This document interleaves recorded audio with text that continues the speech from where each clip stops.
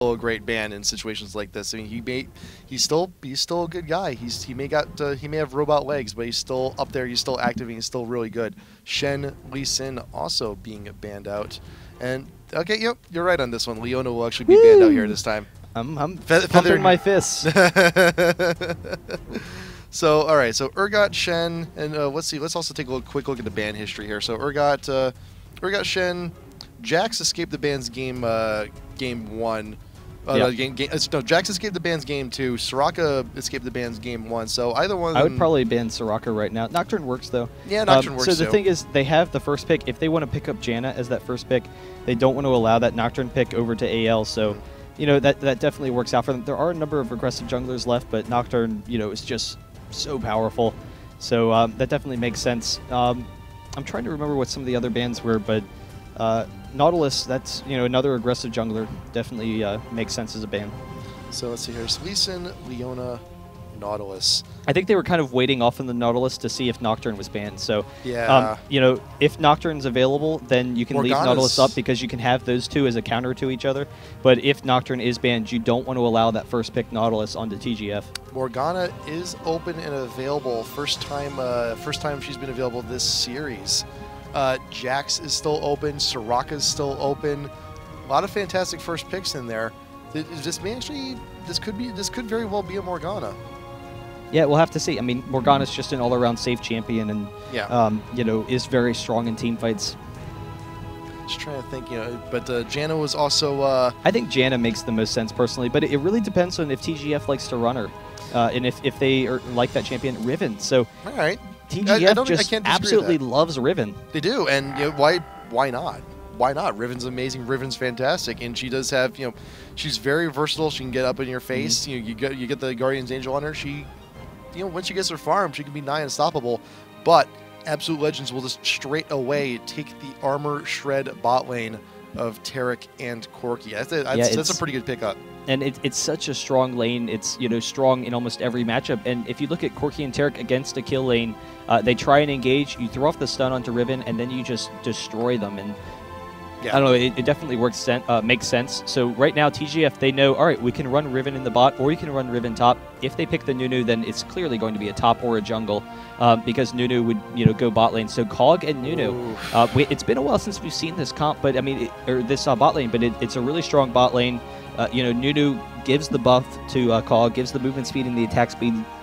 You have the slow for the other carry, so really quickly you can trade damage very easily, because with the attack speed slow, it makes it very difficult for, you know, the other carry to reciprocate.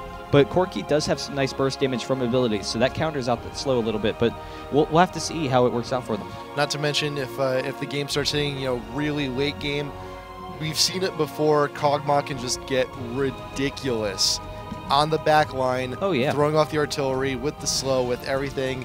It can get pretty dangerous, but still, there's a huge opportunity for Kog'Maw to get really farmed here in this bot lane if he's careful enough. But you know, if one Taric stun could mean disaster. Remember, Nunu, he's really pretty much there as a buff bot. No heal on him, no shield on him or anything. Wukong going top lane. Maokai in the jungle. I haven't really seen too much of Wukong lately, but he's pretty solid top. Yeah, he is a lot of fun. I can think of a number of matches recently where we've seen him. Namely, I think the big one, if you guys haven't seen it, the OGN finals with MIG Blaze and MIG Frost. They actually ran Wukong, and Wukong in the top lane, he is a very aggressive top.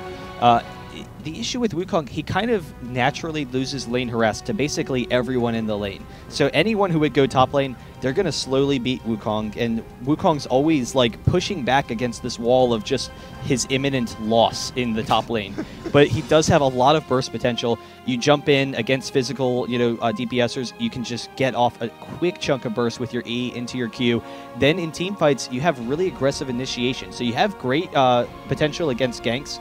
So when ganks come in, you're safe because you have the invisibility. When your ganks come in, you have so much kill potential. You just jump on them, you ult them, very quickly you can pick up kills. Then when team fights come around, you jump into the backline. And Wukong, he's actually very similar to Malphite in his engaging capabilities. You can really easily engage on someone like Kog'Maw, who you want to really disrupt. And you go onto Kog'Maw in the backline and then ult them. And that's really all that Wukong cares about right now. He can use his ult to also break the Nunu ult, which is, perfect. I mean, that's great. So Wukong definitely makes sense in some degrees.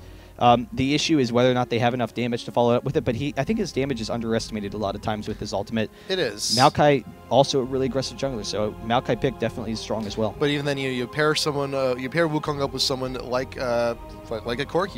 Even though you're popping up, you're still keeping them still. You're still shredding away at them, and also someone like a Cassiopeia, once again, keeping them still. That's a lot of poison damage. It's a ton of AOE. Tons, and and even then, if you have so much AOE. And you're also keeping away the one champ that does really well against AoE, and that's Maokai. Yep. You're eliminating that option from TGF. You're picking it for yourself. You're being greedy. A big thing to consider is Swain was just buffed. I mean, it'll be fun to see how Swain does, but if you can burst down Swain, not allow him to get that regen, then very quickly he just loses so much damage output. He needs to sit around for a long time in fights, and they have burst out the Ying. I mean, they can just destroy anyone who comes into them.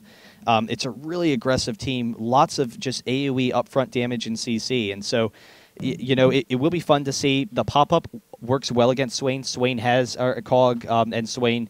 Cog has the cleanse, but the cleanse is going to work against Taric and Maokai, but it won't work against Wukong. And regardless, if he uses the cleanse for either Taric or Maokai, we're going to have the quick follow-up with the rest of them, and that kind of burst damage should be pretty fun to watch. Now, Swain versus Cassiopeia mid, I don't know. It's kind of an interesting lane matchup. Cassiopeia should have an advantage in that lane. Cassiopeia can actually win most lane matchups with her harass if you can hit some Qs. But Swain was buffed, so we'll see how that works. I know a lot of top lane players who are looking to pick up Swain, but mid definitely his home as well. And the benefit of mid over top is you can get those blue buffs, so you will have that regen. And even then, even if he did decide to go top lane, they're on blue side. Blue buff is pretty easy and accessible. But Udyr can have him in the jungle. It'll be nice and nice solid pick. But it's so Wukong against Riven. We're gonna have Corki Taric against the Cog Nunu. And I've been playing a lot of Cassiopeia lately as well. But I feel once we talked about the regen as well. Once Swain actually picks up all that regen, poison damage, it's not going to do too much. But still though, with Cassiopeia, you can still follow up with the poison. You just keep on spamming the Twin Fangs. And Cassiopeia has enough burst damage that Swain's ultimate is inconsequential almost. I mean, he will have some nice regen that'll delay it a little bit, but with the Ignite, very quickly, Cassiopeia can just burst him from all to nothing, and that's going to be really aggressive. Swain does have a lot of burst himself, so that is something for them to consider, but we have a really aggressive team for AL. Now, TGF, they have a great frontline team with great frontline damage and control, and then they have Cog in the background. So as long as Cog gets farmed, that's going to be huge for them. And, Cog will be able to, keep far enough back that it might be difficult for Wukong to engage, despite the fact that he's going to want to. So, if Swain gets tanky enough where he can regen and not be instantly bursted down, and if the rest of them get tanky enough, they will have, a really strong late-game team comp. Yeah, it's just I'm just trying to think of ways for them to actually hit the back line, and flash twisted advance from Maokai may actually be able to do it. It's just isolating out the Cog, and a lot of instances it can actually be quite difficult. But they can also I also understand why TGF actually decided to go for the Nocturne ban as well, because Nocturne is just a champ that's fantastic for hitting the back line if necessary, and also a little bit of the the Nautilus ban on AL just bit them a little bit on the butt there, but they still have enough of an aggressive comp where they can go ahead and try and just recoup for that. But even then, bot lane, the stun from Taric, Cog can go ahead and cleanse it away, but there's still lots of opportunities for AL to actually go in and get those ganks over on bot. Yeah, we'll have to see, how this game kind of pursues. A lot of it's going to come down to the jungle presence, and Maokai is a faster jungler, so or he's not a faster jungler. Sorry, he's a more aggressive jungler in ganks. Udyr is 100% a faster jungler. Will have the counter jungling advantage over Maokai, and that's what he wants to do. He wants to, when Maokai's going for ganks, try and pick up, the rest of his jungle, try and counter gank. But if Maokai can get off some aggressive ganks, they have, a more aggressive kill kind of team. Right, but even then, like TGF, in comparison to AL, specifically like this series, their jungler has not quite been as active. I would say is AL. Their jungler is very aggressive, a lot of lane presence, wants to be there to try and make a difference. But TGF's jungler, I think specifically this series has been quite passive. Yeah, I mean that's definitely the case, but we'll have to see how that works out in this game. We will be loading up shortly, and it should be pretty interesting. Cog and Nunu, they have the harass advantage over Corki and Tarek, but it is a lot of kill presence from Corki and Tarek, so they're going to want to play defensively. Corki actually outranges Cog when Cog's W is down. So Cog, if it's kind of weird to think about because he has such great range. When his W is down, he actually only has 500 attack range. So Corki is 550. As it progresses, when you have the W up, he jumps up to like 700 or something like that. But even so, it's tough for him to farm early in lane. So as the lane progresses, as you get to like level 5, level 6, Cog is very safe and can farm safely against almost anyone. However, Corki will be very aggressive early on. Try and harass him down a little bit. We don't have a heal with Nunu, so that's going to be a concern. Yeah. And then if we get any aggressive engages with Tarek, we could follow it up pretty quickly with some kills. Not only is there no heal innately on Nunu, there's no summoner heal at all either on TGF's bot lane. Actually, there's no summoner heal in this game, period. But there is that sustained advantage that Tarek is actually going to be able to provide to the Corki. It's not a whole lot. It's not a whole lot of heal, but it can make a difference in the long run. In the long run. But yeah, we'll have to see. We'll have to see where that goes from here. Both supports grabbing the Fairy Charm and 4 wards. No pink wards being purchased quite yet. No means to really be aggressive. They just want to know where everyone is. And still TGF looking to get into position. Pings going down. And we do see both Wukong and Riven are taking Cloth Armor in that top lane. Mm-hmm. They both have a lot of burst. Wukong, he will be at the mercy of Riven for a little bit. He has a nice chunk of burst damage, and then Riven doesn't have any sort of heal. But even so, he wants to mitigate a lot of that damage. They both want to just kind of sit there and farm. So the regen's definitely going to be nice. We do see, neither team really has the best level 1s. They don't want to engage. They do just want to kind of sit back, get blues for both of their junglers, and kind of continue on that. We might actually see Udyr going for a red, though, so that would be pretty interesting if we have a quick red. Then what doing the red first does for him, Udyr doesn't need to go blue first. You start off race, then you go red, and then you make your way up to blue, which is going to put him at around 3 minutes up top, around like 3:30 up top with a double buff, but he's actually not going to do it. He's going to come up top, just do his blue. So he just wanted to check that no one was going to come steal his race. So, we'll be pretty safe there, but it would have been kind of nice to see the quick gank on Wukong top. Whoa, actually, Koala and Kyun may actually go. They may actually go for a quick invade here, and they're hugging the side of the wall really close. And unfortunately, Wukong has actually moved out of position. They do have it warded, though. There is a ward here. So if Udyr and Riven actually do get aggressive, AL will know about it. But at the same time, though, TGF is actually going in for an invade on the blue just to dissuade them. And you know what? Right now, AL's attention is split. They can't defend both. The big thing is that they're stalling them, and they know, all right, so we want to get the red. We'll stall them down here. We have Tarek chasing and actually flashing in for the stun on Nunu. Nunu does flash off as well. Cassiopeia and Swain duking it out a little bit. Cassiopeia will be at an advantage, but hits the root, so we'll be fine. So the thing is, TGF, they know right off the bat, it's pretty common if you are suspecting an invade to ward your red. So instead of going and sitting at the red, where they're like, okay, if they warded the red, they're going to see us this whole time, they only go at the last possible second, and it doesn't matter. Like, they didn't need to be sitting around the whole time. So like, okay, we're going to go in the last possible second. Then the rest of the team comes up and engages on them at blue, so no one can go defend the red. We do see they are able to get the red and then the blue, so a nice little bit of counter jungling, and that's kind of goes with the speed that Udyr has. He wants to aggressively counter jungle Maokai. That's going to hurt some of Maokai's ganks. Now, instead of hitting 3 off of the red, he has to go back. He'll take the wolves. The wolves will hit him to level 3, but it slows down his ganking potential a lot. Yeah, and he's also, if you wanted to get a perspective gank up top lane, because Riven's actually pushing quite aggressively, that's that much longer he needs to go to travel all the way on up to try and get a kill. And by that time, Kyun's actually going to be level 3. It's going to be a little bit harder to go ahead and gank that.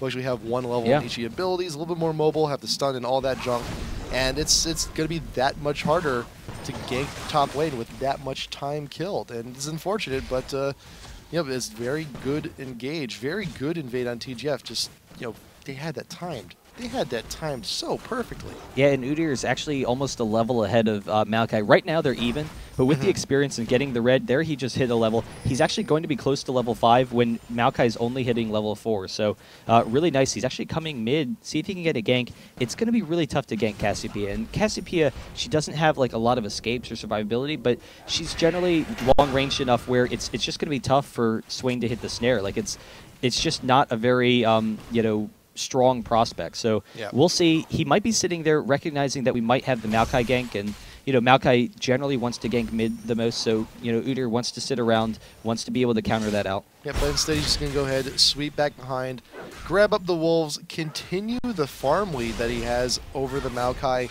and just carry that on with him. And he doesn't even really have to back at this moment. He can just go ahead, still stick around the jungle. If a gank opportunity comes up, it's fine. He'll take it, which actually may happen here on the Wukong in top lane.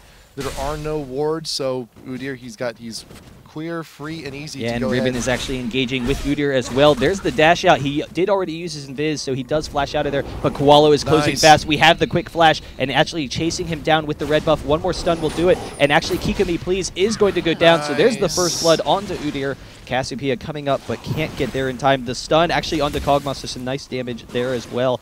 And Corki now is at like a little bit of an advantage in this lane with the heals from Taric.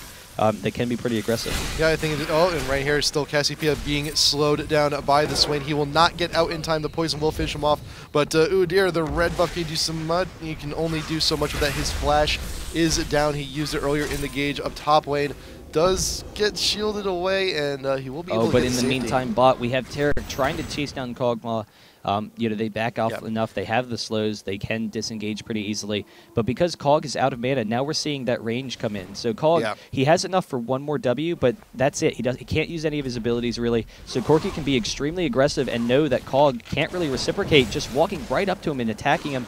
And this is going to be able to zone him a little bit. But Kog actually chasing him a little bit with the last vestiges of the W. We have Kikami Please jumping onto Riven, forcing out the flash, so he will back off. But the early kill advantage onto Udyr, definitely a nice thing, though, Cassiopeia is doing pretty well herself.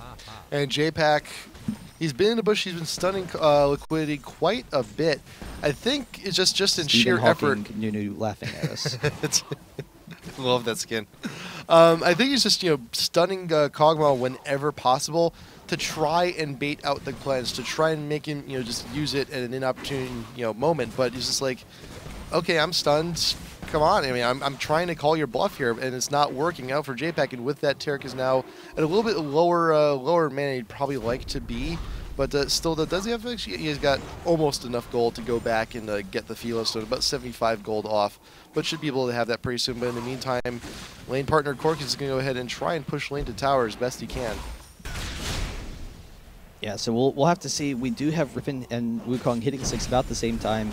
Both of them are just going to be so aggressive. Riven should have a little bit of an advantage as far as chasing down Wukong, but Wukong definitely has a lot of burst, and we see both Maokai and Udyr setting up in this mid lane. Swain kind of shying towards the bottom side of the river, so he knows Udyr's down there. He's expecting Maokai to come in. There's actually the flash twisted advance, and then the knockback into the ultimate from #1 Inc. He will go down almost instantly, so even though Koala was there, it didn't matter. We do have, a quick kill for Cassiopeia once again, 2-0 in that lane against Swain. And we do have the stun onto Liquidity again. And that speaks to how aggressive Maokai can actually be in those ganks. The flash and the twisted advance. Actually chasing down Corki, getting him pretty low. The snowball, and he will have to Valkyrie out of there. Just at the right opportune time too, because that slow may have actually just been more than enough. But yeah, no, that last gank absolutely speaks to how aggressive Maokai can be as a jungler and how much space he can cover in a short amount of time with the flash and the twisted advance. The kill was done before Udyr ever got into the fight. Swain is gone, and Udyr just comes by. He's like, "Hey, I'm a turtle, walking by." That's it.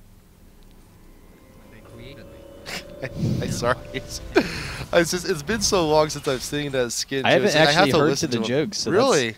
That's pretty good. But Udyr is actually going to take this blue. He should pass it over. No, he's actually just going to hold on to it. So, that kind of goes back to Maokai again. And Udyr, he wants to be really aggressive. Having the blue, it will allow him to control the jungle very well. Swain can do okay for mana. What not having the blue for Swain means is that he's not going to be as aggressive. But if they're concerned about losing it to Maokai, then, hey, don't give it to him. We do have Wukong engaging, though, and Maokai following it up. The quick ultimate, chasing him down with the Ignite as well. Maokai just barely outside of range, so Kuhn should be able to get out of here. But we'll have one quick more burst, and actually Udyr coming in will just kind of come in case they're going to tower dive. Yeah, well, a little bit slow once again, though. That's all really Koala's been doing these past few ganks. Is just like, I'm late to the party, but it's okay. I'm a turtle. I'm gonna run around. Pay attention to me. No, and they just delete him. And it's just he's just there, late to the party every single time. Yeah, but it may just be better to just stay in jungle, stay in farm. You still have a farm advantage on Legendary Josh.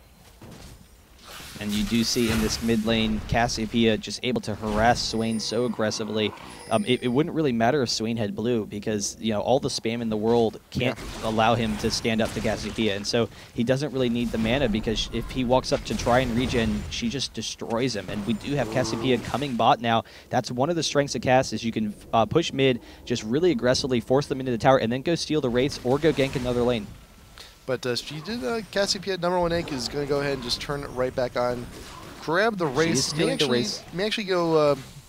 May actually just still go travel onto bot, but actually no, is going to go ahead and return to lane pretty quick. And Kyun and Kiko are actually duking it out quite often in top lane, but Wukong is now getting the pressure advantage, pushing the creeps to lane, trying to deny all that farm on Riven, but still the Riven is actually still about 10 creeps ahead, but Pinku actually has no option but to flash out before the Gatling gun of Corki finishes him off. But now the Wukong did actually have to did have to regen, did have to shop a little bit, just giving Riven more farm. And while there's a slight XP lead on the Wukong, Riven's getting a little bit more farm here, going to get a little bit more gold. Yeah, and so we do see a nice little even gold game, but unfortunately Cassiopeia with the quick burst will jump into Swain very quickly, taking him down. Why did you flash? Yeah. I'm trying to think of the mentality. Why did you flash in that situation? He wasn't in range of the creeps, and so he wanted a little bit more regen. He wanted to make sure he hit Cassiopeia with everything. Maybe Cassiopeia misses one of her dots and he can dodge it. He did get pretty close, but just doesn't have enough to deal with her, and so does go down. We do have Cassiopeia and Maokai going after this dragon. Cassiopeia can kill it pretty quickly, but Udyr is watching, and actually we have Tarek with here. He will walk right into this Kog'Maw. Kog'Maw throws off the cleanse, but unfortunately Nunu does go down. They are chasing after Kog'Maw as well. Castro has to get out of there, but Koala is chasing now, and he did zone them off of that dragon. They weren't able to get it. Riven is here as well, and so chasing into them. They're actually going to be able to turn this around, and so very quickly pick up one kill. Can we get the stun onto Tarek? No, Tarek with the stun, but with the red buff onto Kog'Maw, they can chase him down, so J-Pack going to go down as well. But okay, there you go. I was like, I hope the game didn't freeze on them. They do pick it up the kill. So an even exchange, and the dragon didn't go down. So TGF actually coming back ahead. They were down, quick fight. They're able to make it out on top. Koala absolutely needed that. He needed to be involved in those team fights, and it paid off. 1-0-2 now. Udyr's helping. Udyr's doing a good job now. It's just he spent all that time spent farming. He's now still, XP-wise ahead of Maokai. Is he ahead of gold-wise as well?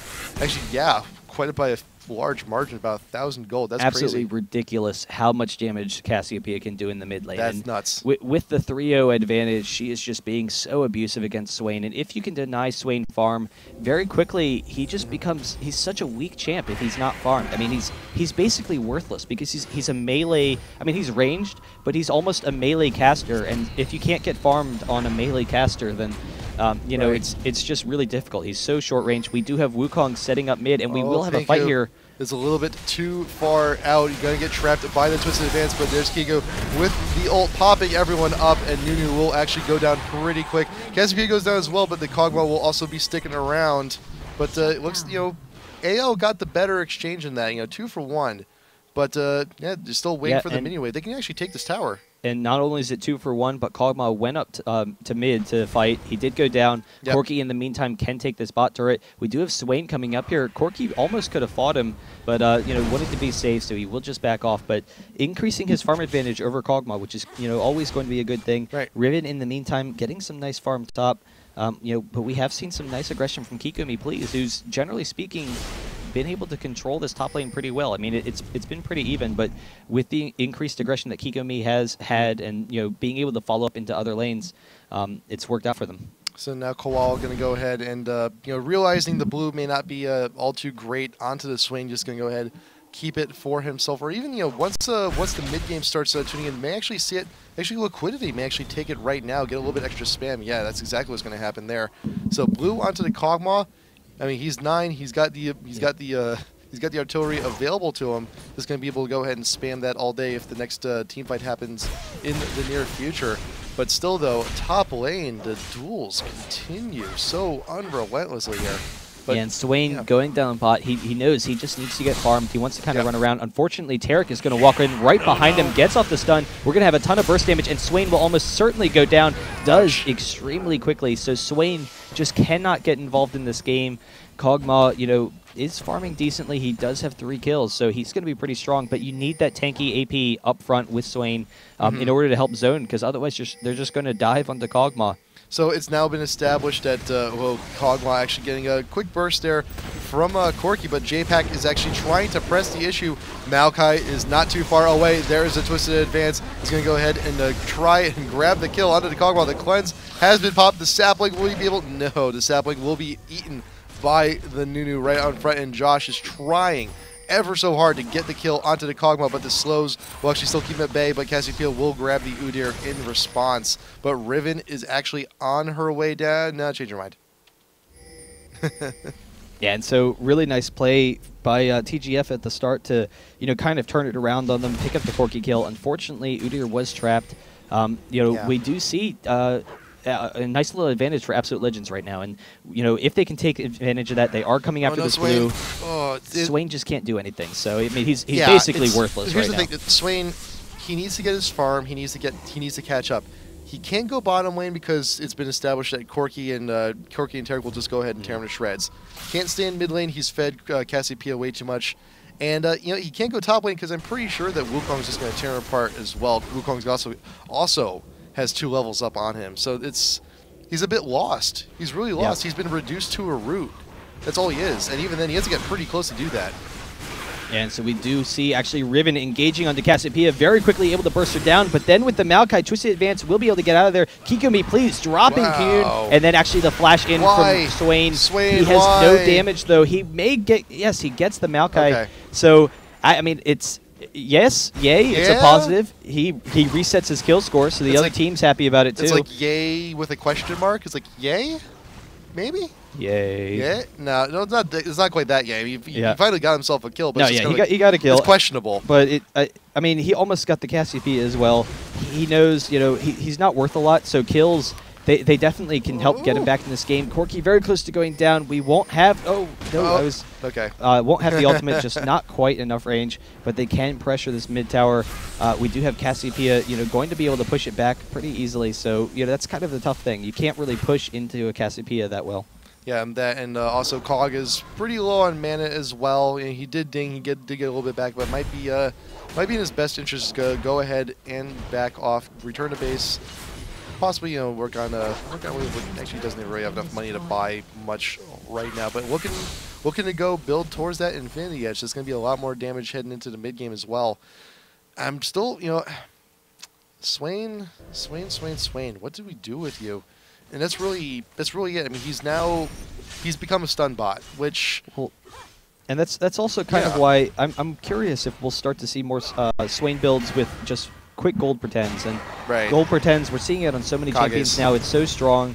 Go a Philosopher's Stone into a Kage's, into a Cage's, and into a Heart of Gold. And so the big thing is he can't get any farm anywhere. So 17 minutes in, he has 64 CS, and he doesn't have any farming opportunities. So, with gold pretends, you can farm pretty easily. Catalyst makes you a little bit stronger in the early fights. If you can get the fast Rod of Ages, that is absolutely huge. I mean, that's his goal right now. If I can finish the Rod, he's thinking, if I can finish the Rod, everything will be okay. It'll be fine. It'll all be good. But we do see we have the Oracles onto JPack. They will be able to clear out this ward. And then actually Cassiopeia, are they going to walk right into her? I would hope not. But Koala dropping off the ward, so we'll be okay. But that's the thing. Rod of Ages, I mean, it's if you get it, like if you want to try and get the Rod of Ages as fast as possible, like if you can get it before 15 minutes, that's fine. It's all good and peachy.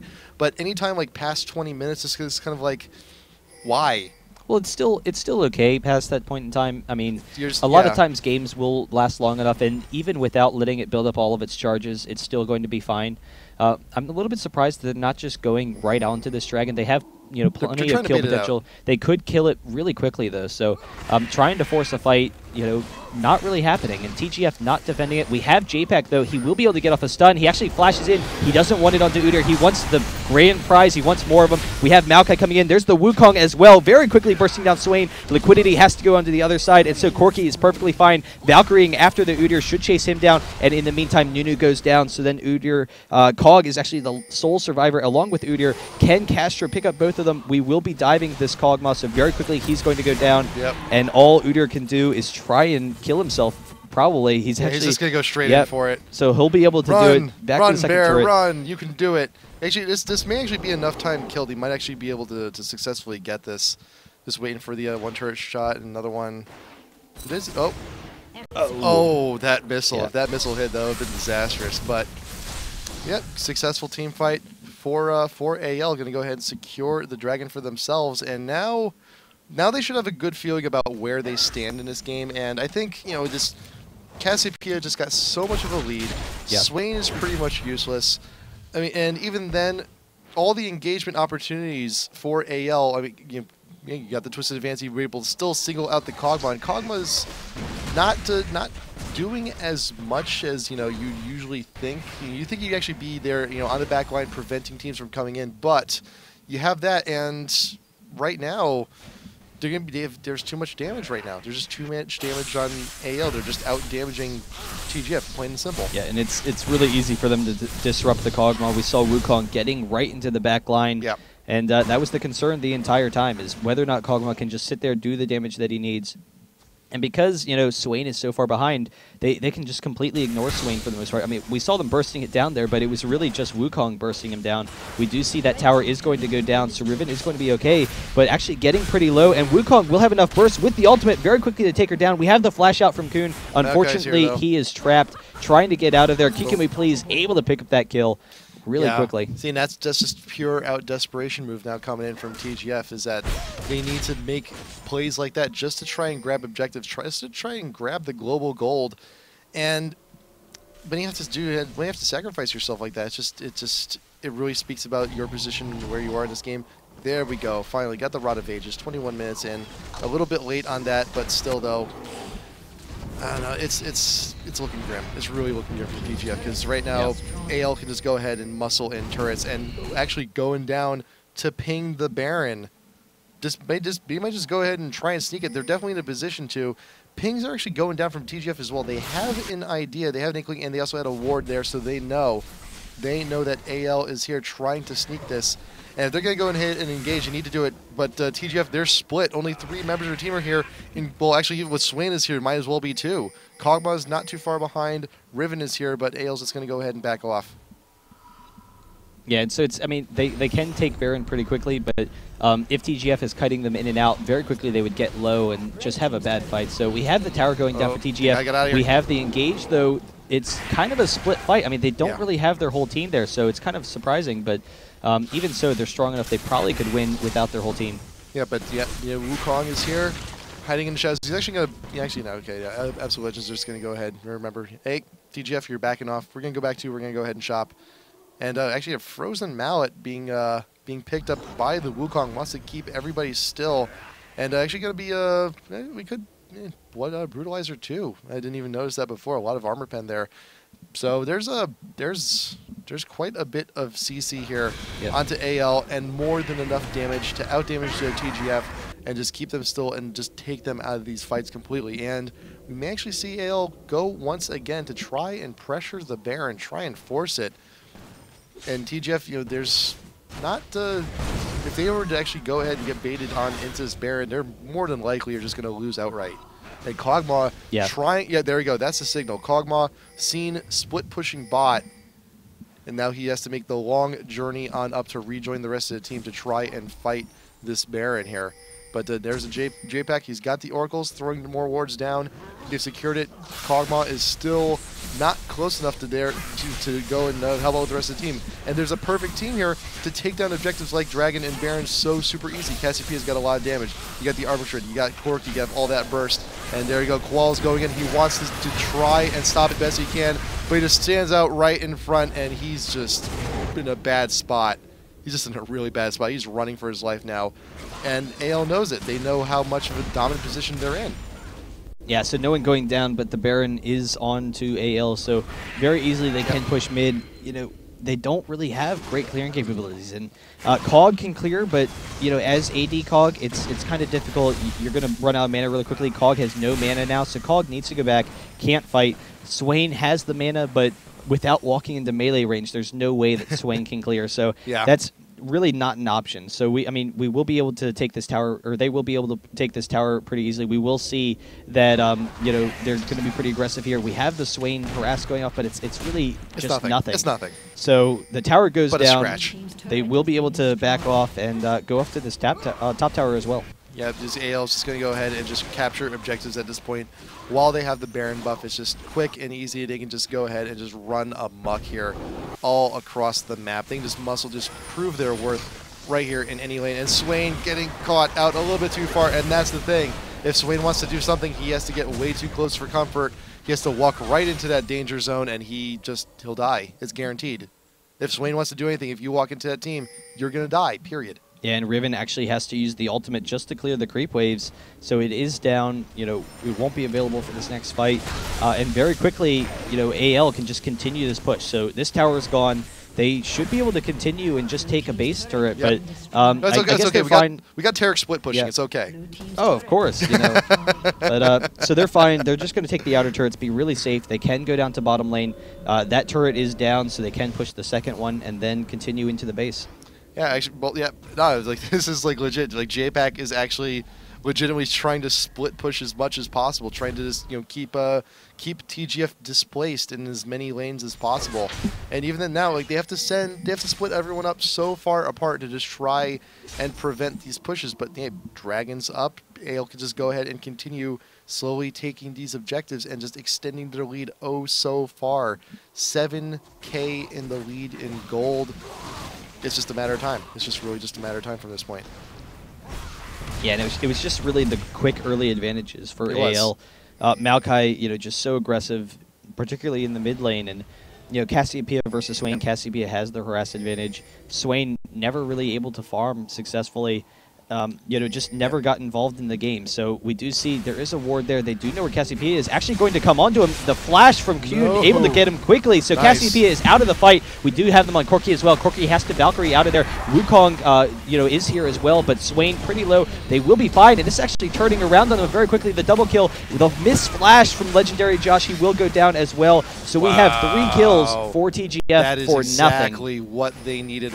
Holy crap, that stray ward. And that, see, this, you still ward this bush. It doesn't seem like a whole lot. They're warding every bush basically. You might as well. You know, all the wards working out for them. Ward all the bushes. Ward all the. They actually have indeed actually warded pretty much all the bushes. I'm not even saying that as a joke. Oh wait, there's one. They missed one. Oh, they missed like the tri-brush. There's 2. Oh, they are pushing down bottom though. Ward most of the things. Yeah. Still got it. You still got it. You still got the Cassiopeia kill, and that's exactly what TGF needed. But still, there's still a lot of room to make up, and Swain is still not as effective as he should be. Level 14 as opposed to Cassiopeia, like, you know, she's 15. But look at all this stuff. Fights like that will, you know, start to get him there, and he's pretty close to another item. You know, we'll have to see. More than 3,000 gold behind Cassiopeia at this point. It's ridiculous. He's buying. He's going into Glacial Shroud here. And actually, you're going to be moving on into Frozen Heart. That's the best contribution right now that Swain can make for his team, is to buy a Frozen Heart and stand nearby. Yeah, Frozen Heart is... It's fantastic. It's a really strong item, and if Swain can just prevent himself from dying, that's huge. So we have a lot of physical damage. There's a lot of magic damage as well, though. So, you know, it's going to be tough. But if they're wasting all of their magic damage onto Swain, then he's going to be fine with that. Yeah, Swain, he has kind of a really high effective HP. So You know, HP, it counters out magic damage. His effective HP is high because of his high regen from his ultimate. So if you're constantly bursting him down and he's constantly regenning it, it's no big deal. So you really need the AoE, the AD burst as well. So if Swain can counter that out with the Frozen Heart, that'll definitely help him out a lot. And then pushing into this late game. So, you know, their late game is still really strong. If they can hold the front line, if they can get Cog working, that's going to be great. But it's a long time. The frontline AoE is so strong for AL, so they really need to be careful that they don't allow another fight like that. Yeah, and even then, it's still going to take a long while for that to happen. You're like a good 10 minutes, and you're going to start people start dinging 18 and start moving on into their final builds. So it's going to take a lot for TGF to try and just delay that for that long. Because even then, throughout this entire time, AL is just going to go ahead and continue on pushing like they are here in the mid. But seen before, they got caught out that one time. Tarek was not in the fight. He was not able there to get any stuns he needed. That may very well happen again, but all the wards that TGF has placed in their jungle, they've all expired. They no longer have that vision. And Baron's still got a few more minutes till it comes on back up. So AL can just go ahead, use this time, farm up, push the waves. TGF has really, they're just going to go ahead and sit back and wait for those objectives to come back up. Yeah, and so we'll see how it works out. I mean, they are getting into that late game, and that can always work out for them, but there's just so much burst. We do have a I can't remember the item name. Yumu's Ghostblade onto Wukong as well. It's been so long since I bought it. I haven't seen that in a while. But yeah, we have seen it on a number of champions, but it's still kind of underused. But what it does allow Wukong, he needs to get into that back line, disrupt the Kog'Maw. So he just kind of wants to run him down. He's going to have his ultimate, use the movement speed buff to get him down and just run him down. That'll definitely work out pretty well for him.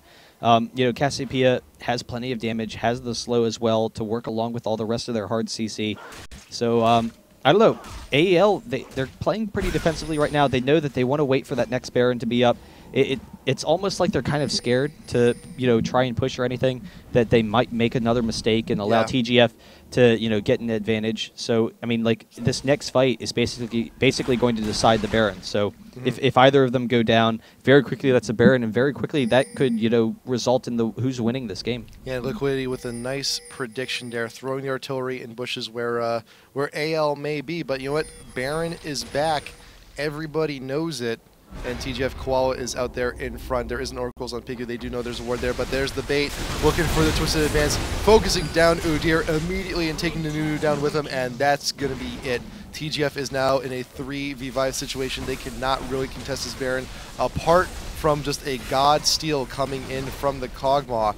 And Wukong is out there on the front lines, just trying to distract them just enough for the rest of his team to go ahead and try and steal this. But there you go. Castro's going in, trying to get as much damage, and Swain is out there in front. The flash not doing a whole lot for him, and he will go down as well. But AL's pretty low, but hey, they got the Baron. They got the objective they wanted to just go ahead and back to base, heal up, and this could be done. The big thing is, as long as Cassiopeia is alive, they've already won the fights. I mean, they've the only reason they lost the last fight was because Cassiopeia was picked off. We do see Kuhn trying to see if he can get an engage here. They will back off, so they're going to be safe. And so, they don't want to. They want to be the initiators. Cassiopeia just sitting with the rest of the team will be very safe, and then can just ult right when they turn the corner. So, really smart play there. They will be able to push down this bottom turret most likely, and then continue in. They probably should just go down mid, but that's fine. They're very safe with doing the slow, comfortable push. The only concern with going bot is that it opens up more engagement opportunities, like we saw last time, where you can get into that back line, disrupt Cassiopeia, disrupt Corki, and then shut down a lot of their damage. But then again, Dragon is also back up. AL could just go ahead and grab that objective as well while they're here. They're in the neighborhood. They might as well. Cassiopeia could just do it on her own. But also, keep in mind, saw it last time. The Tarek split push pretty strong. I don't know. They could do it again, but they're in such a huge position right now. Just pick a lane. Just go ahead, grab Corki's pick and bot. Might want to just go ahead and join the rest of your team. Nunu, okay, almost got caught out there. But there's still a ward in that bush. You may not want to stay there this time, Cassiopeia. But yeah, just gonna go ahead and push the wave in. There's no TGF is not even bother contesting this. There's already trying to gather up at the tier 3. Tower's gone. Wave. Everyone from TGF is here. It's a party to try and defend this, to keep this thing from going down. Oh wow, actually the root didn't actually even hit any of those minions. A little bit of a mistime there. But yeah, absolutely. And now, nicely Corky starting to transition into the mid. Same thing with Wukong. Everyone's now moving on up. They just want to go ahead and just make sure every lane is pushed. Try and split the attention from TGF as much as possible.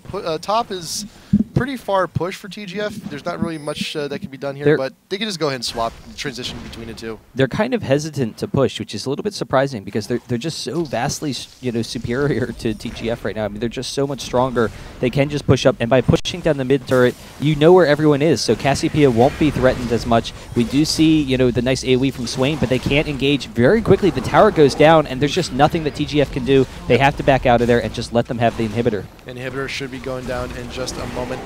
Root trying to happen. Swain actually picking up 3 of them, but still, again, there's no way TGF can really go ahead and go in on this. And now, after taking out mid, they can transition back to bottom once again, clear out the wave, continue to push.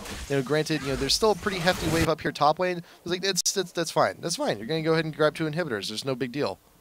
So here is the wave once again, and TGF very quickly should be backing off from this. Kog'Maw, he's away from the rest of the team. He did actually go back to base, and there you go. Tower's already gone.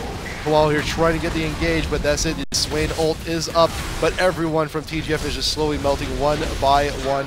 Kiko will actually go down, but it's okay. The rest of the team will go ahead and clean all of this up. Liquidity just has to run back to base on his own. The Riven is going down, but there we go. 2 for 4. And Liquidity on his own cannot really do a whole lot about this. He's going to go ahead and plug away at the inhibitor. Cassiopeia going in, trying to finish the job, but actually will get pretty low in the process. But there you go. There is the ace. Cassiopeia, no, run, run, run. Oh my god. 30 health. So they're able to take the inhibitor.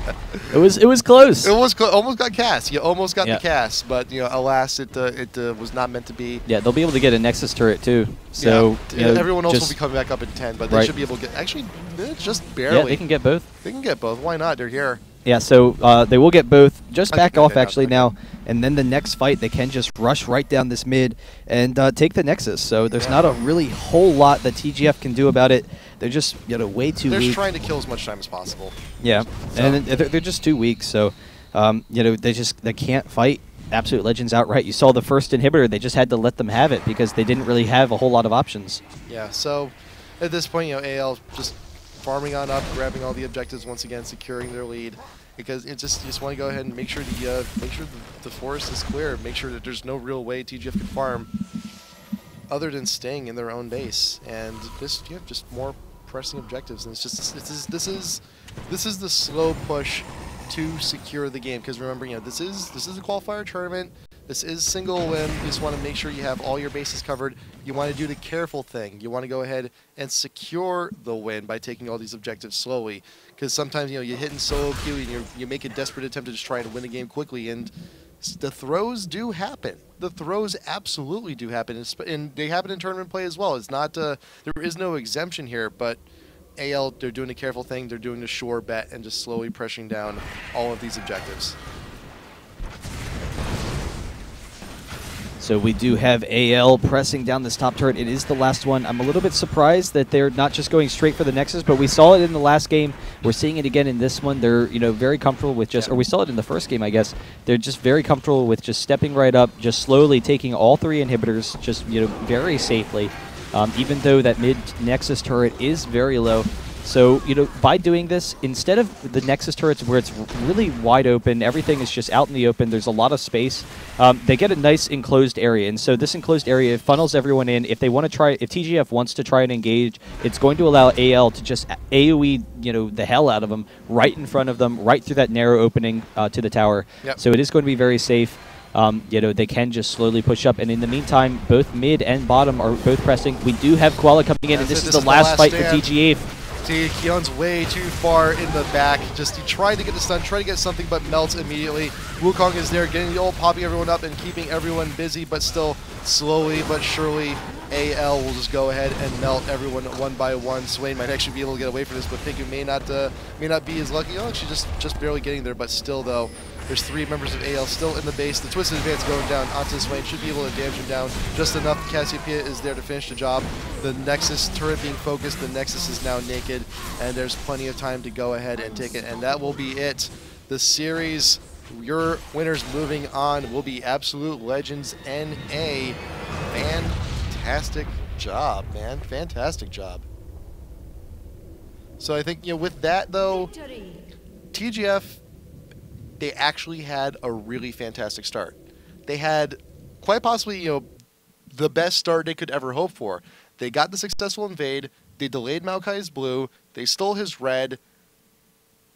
And then nothing. Yep. That's it. Like, Swain was just denied so much right. in mid. It was ridiculous. It was like and three levels. It was very early on. Swain just couldn't lane anywhere and wasn't able to farm at all. The early advantage on the Cass. Cass is really nice long range harass. If Swain tries to get in close range, since a lot of times you need to get really close range, Cass just kills him. Like, that's all there is to it. Cass just AoE right to the face. And there wasn't a whole lot that he could do. So because he was behind so much the entire game, it was basically a 4v5 the entire game. And a 4v5, when Absolute Legends had such a strong team fight, it didn't really work out that well for them. So, we'll see how both of them can deal going forward. TGF is going to be at MLG Anaheim. I believe they have at least one sub. So I think Cossack is a sub. And I think that I heard that coming in that they had 2 subs, but I see 4 people who are named TGF. So I don't know if one of them is like one of their standard sub players. We'll have to see. I mean, when you're running subs, then everything can kind of go out the window. But even so, it was a fun series. Game number 2 was definitely really interesting with that kill comp from TGF, and we'll have to see how they do this weekend. So game one saw Draven. Competitive play. We had our little bit of a jam session on that. But here, game 3. Saw Swain, and I think this game really just kind of like secures Swain as a top laner. It's just that range just could not match up with Cassiopeia. Not going to be actually matching up with a lot of AP mids. I think Swain can really do well top lane against melee ADs. I mean, Swain can counter out a lot of melee ADs too, and the thing is, his ranged harass can be really strong as long as you can keep the edge on your side, but he is very short range, and that's definitely an issue. It's still going to be an issue even with the patch. So we'll have to see how that's going to kind of work out. If he gets off to a good start and he can farm effectively throughout the game, he can be a great champion. He can be really strong late game. But yeah, I think you're right. I mean, he might struggle mid against a lot of champions, and then top you always have to worry about the blue buff. But we'll have to kind of see how he works out. So, and that's the thing about League of Legends. Always new patches coming in, the game always evolving, and that's one of the things that makes it great. You got all these new strats, interesting comps as well. Kudos to TGF for running that game too. It was really ballsy, and it worked out pretty well. But alas, all series must come to an end, and AL will actually move on to the next round. Who will they be playing? Actually, they're going to be playing the winner of TSM Evo and Team Pentachill. So we will see how that works out next week. But for now, though, do please stop by tomorrow morning for our EU. Moscow 5 versus Salad Supreme. Yep. Should be a pretty good one. Stop by 11 a.m. Pacific time. But, hey, and as always, remember, keep up to date with everything we're doing here at the IGN Pro League, at IGN Pro League on Twitter, and his Facebook on youtube.com/IPLLL. Lots of good videos. We'll update one up yesterday. Top 5 flops went up today as well. Go ahead and give that a watch.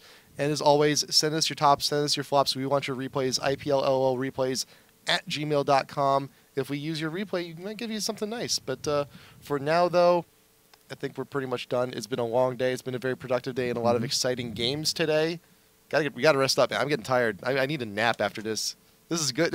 We had 2 really good series today. Yeah, it was good. I mean, this morning was awesome. It was one of the best series I've ever seen. It's, definitely, it was a lot of fun. So, and we're gonna have these rebroadcasts up for you right now following this broadcast. So let's go ahead and get that for you as quickly as possible. But for now, though, I think we're pretty much done here. So hey, everybody, thanks for tuning in. Appreciate you stopping by. Always love it when you come by the IPL stream. Hey, and we'll see you next time. Hopefully, we'll see you tomorrow morning. But until then, thanks for stopping by. We will see you next time. Good night.